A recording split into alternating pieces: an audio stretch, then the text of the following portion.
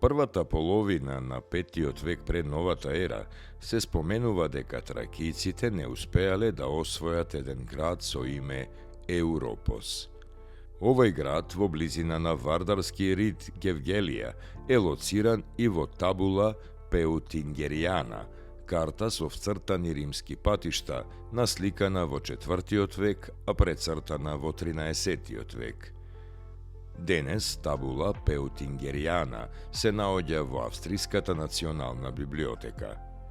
Иако првично се мислело дека ова е воена карта, податоците укажуваат дека таа всушност е итинерариум пиктум или туристичка карта водич, наменета за куририте, трговците и другите патници.